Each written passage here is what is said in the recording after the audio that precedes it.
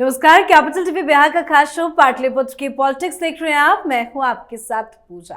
कांग्रेस के बुझे हुए चिराग राहुल गांधी आज बिहार पहुंचे, जहां उन्होंने भागलपुर में कांग्रेस प्रत्याशी अजीत शर्मा के समर्थन में आयोजित जनसभा को संबोधित किया। पर अफसोस, राहुल गांधी की सभा में कोई खास भीड़ नजर नहीं आई, न ही राहुल गांधी के समर्थन में कोई माहौल नजर आया। कुल मिलाकर राहुल गांधी का बिहार दौरा फ्लॉप रहा। राहुल गांधी ने अपनी जनसभा से मोदी सरकार पर जमकर हमला बोला।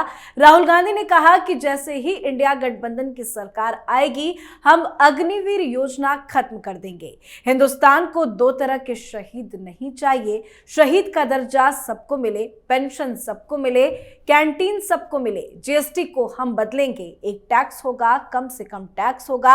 आशा और आंगनवाड़ी वर्कर्स का वेतन हम दोगुना करेंगे। इसी के साथ राहुल गांधी ने कई बड़े बड़े वादे किए। तो राहुल गांधी के बिहार दौरे को लेकर ही आज चर्चा करेंगे। मेरे साथ स्टूडियो में मौजूद हैं कैपिटल टीवी के editor in chief doctor Manish Kumar. Doctor साहब, बहुत बहुत स्वागत है आपका। धन्यवाद। राहुल गांधी आज बिहार के भागलपुर तो पहुंचे, लेकिन क्यों जनता का समर्थन नहीं नजर आ रहा? भाई, वही पुराने डायलॉग सुनने के लिए कौन आएगा जी। राहुल गांधी के भाषण में इतनी ओज, इतना ज्यादा चार्म होता तो हर जगह लोग कूद पड़ते देखने के लिए, सुनने के लिए। घिसा पिटा टेप रिकॉर्डर, कभी ए साइड तो कभी बी साइड लगा करके वो चलाते रहते हैं। और क्या बात कह दी आपने? देश में दो तरह के शहीद नहीं होंगे। 2 दिन पहले कांग्रेस पार्टी ने नक्सलियों को शहीद बताया। नक्सली शहीद सही है, आतंकवादियों को तुम शहीद बताओ।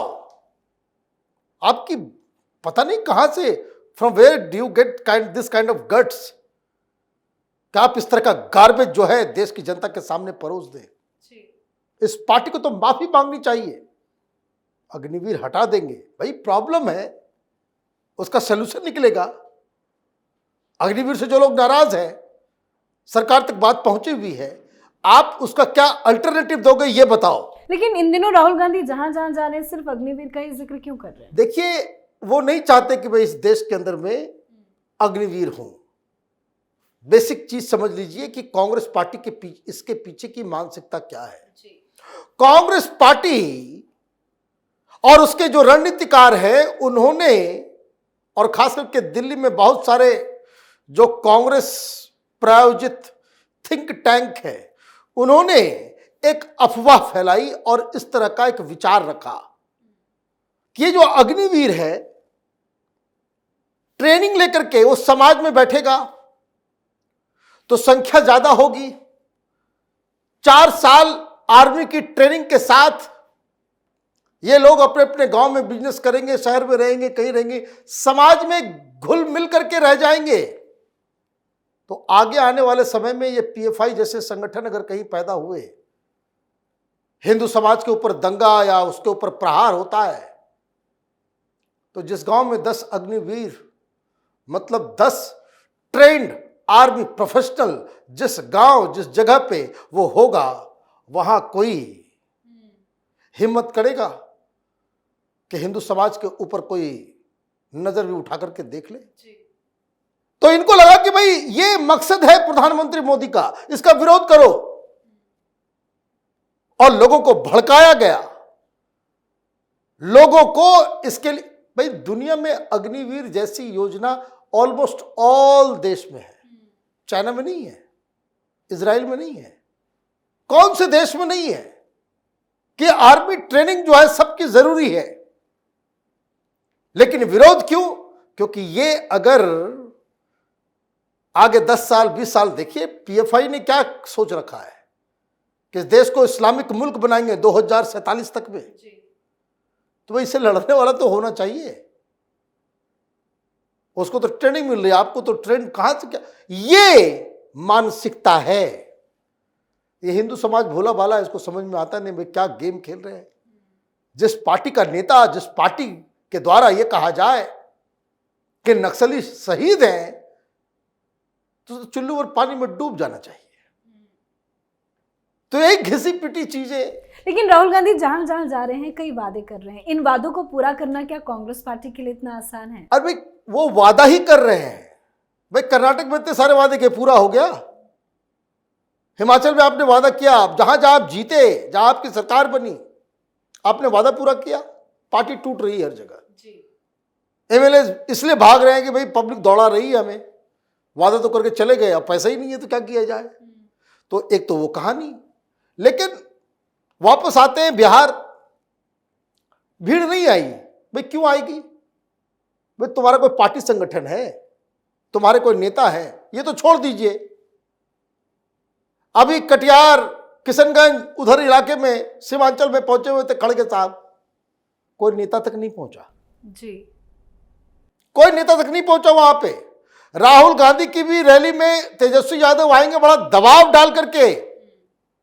यह सवेरे तय हुआ कि तेजस्वी यादव आएंगे, अदरवाइज कोई आया नहीं। तो ये तो राहुल गांधी की कहानी है। और क्या हुआ वहां भागलपुर में, जो मीडिया की सुर्खियों में बिहार में और खास करके भागलपुर, सुपौल, पूर्णिया, उधर जो सबसे ज्यादा डिस्कशन हो रहा है वो ये हो रहा है कि राहुल गांधी ने क्या कर दिया। आपने पप्पू यादव का नाम नहीं लिया। भाई पप्पू यादव तो अभी पूरा ढोल बाजा के साथ कि जब तक जिंदगी रहेगी तब तक कांग्रेस की सेवा करता रहूंगा, यही कह के वो कांग्रेस पार्टी में शामिल हुए। उसको टिकट नहीं दिया, वो निर्दलीय लड़ रहे हैं। कम से कम स्टेज पे जगह भी तो दे दिया होता अगर कांग्रेस पार्टी की रैली थी तो। भूल गए होंगे। भूल नहीं गए, कैसे भूल सकते हैं। उनकी पत्नी एक प्रखर प्रवक्ता है कांग्रेस पार्टी की, बड़ी लीडर है। टेलीविजन पे और पार्लियामेंट के अंदर वो चीखती है, चिल्लाती है, बड़ा राहुल गांधी को पसंद आता है। आपने पप्पू यादव को डिच कर दिया, तो ये तो बड़ी दिक्कत है। और पप्पू यादव उधर अलग आंसू बहा रहे हैं। वो कह रहे हैं कि भाई तेजस्वी यादव ने क्या किया है सीमांचल के लिए, पूर्णिया के लिए, सुपौल के लिए। एक बात बता दो, कितनी नौकरियां दी हैं। तो इंडी गठबंधन में वो भी है, इंडी गठबंधन में ये भी है, इंडी गठबंधन में सारे लोग हैं और सब आपस में ही एक दूसरे के साथ उठापटक कर रहे हैं। तो आप देखिए कि भाई राहुल गांधी की रैली, अब कोई बता रहा है कि भाई मुंगेर भी जाएंगे, उधर भी जाएंगे, उधर भी जाएंगे, रिस्पांस तो है नहीं। भाई वीडियो चला दो पुराने भाषण का, कोई नई बात, कोई ऐसी कोई बात जो भागलपुर के लिए स्पेसिफिकली उन्होंने की हो, तब तो बात समझ में आती। प्रधानमंत्री मोदी भी जाते हैं, वो जिस जगह जाते हैं उस जगह की बात जो है वो कम से कम 5-7 मिनट उस इलाके, उस कंस्टिट्यूंसी, उस जगह के बारे में, वहां का इतिहास हो, भूगोल हो, वहां का की खासियत हो, उसके बारे में बातचीत करते हैं। और ये इन्होंने अपना एक टेप रिकॉर्डर बना लिया है। किस देश में जो है वो पूंजीपति और ये और वो। आपकी पार्टी का जो सबसे बड़ा प्रेस कॉन्फ्रेंस करते घूमता था इकोनॉमिक मसले के ऊपर, वित्तीय मुद्दों के ऊपर, वो क्या कह रहा है कि हम लोगों से गाली दिलवाया जाता है कि जो लोग देश में रोजगार देते हैं, जो लोग पैसा बनाते हैं, जिनकी वजह से इकॉनमी चलती है, उनको गालियां देने के लिए आप कहते हो। तो बहुत सारी चीजें राहुल गांधी, कांग्रेस पार्टी वहां तो वैसे ही फिसड्डी है, कांग्रेस के लिए कुछ तो हो नहीं रहा। फर्स्ट फेज में कांग्रेस पार्टी कहीं नजर आई नहीं आई। आप जा भी रहे हो तो कहाँ जा रहे हो, जहां आपका कोई लेना देना नहीं है।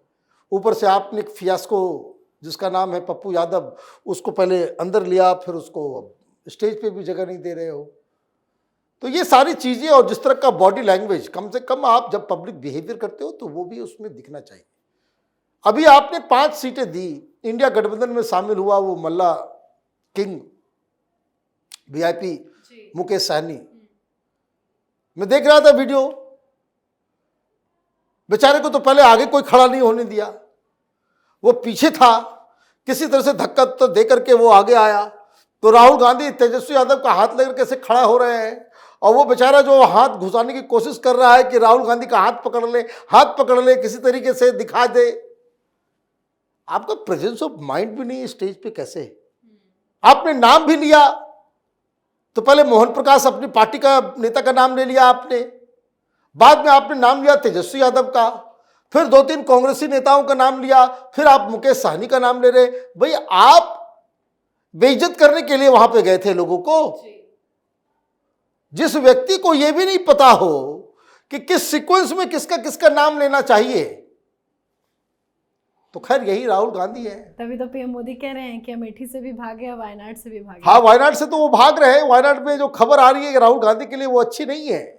वहां मुस्लिम वोटर्स जो है वो कम्युनिस्ट पार्टी की तरफ ज्यादा उसका झुकाव नजर आ रहा है, और ये वैसे भी वेट कर रहे हैं। जो हमारे पास जानकारी है कि दोनों भाई बहन जो है अमेठी और रायबरेली से चुनाव लड़ेंगे, लेकिन वायनाड में पोलिंग होने के बाद वो इस बात का खुलासा करेंगे, ताकि वायनाड के लोग जो है इस झांसे में वोट करें, वो रह जाए कि भाई राहुल गांधी जो है यहीं पे परमानेंटली विराजेंगे। तो ये जो अपनी सीट के लिए कॉन्फिडेंट नहीं है, वो देश चलाने की बात कर रहे हैं। प्रधानमंत्री सीधे बने। जी, बहुत बहुत धन्यवाद सर बातचीत के लिए। धन्यवाद। तो राहुल गांधी भागलपुर में आयोजित जनसभा को संबोधित करने पहुंचे थे। अपने संबोधन में राहुल गांधी ने बीजेपी और नरेंद्र मोदी को निशाने पर लिया। पीएम नरेंद्र मोदी पर हमला करने के साथ ही राहुल गांधी ने लोगों को अपने वादे बताए जो कांग्रेस की सरकार बनने पर पूरी की जाएगी। पर राहुल गांधी के वादे कितने लोक लुभावने हैं, जनता के हित के लिए कितने हैं, ये आप अच्छे से समझ गए होंगे। इस पर आप अपनी राय कमेंट कर लिखें। देखते रहिए कैपिटल टीवी बिहार। नमस्कार।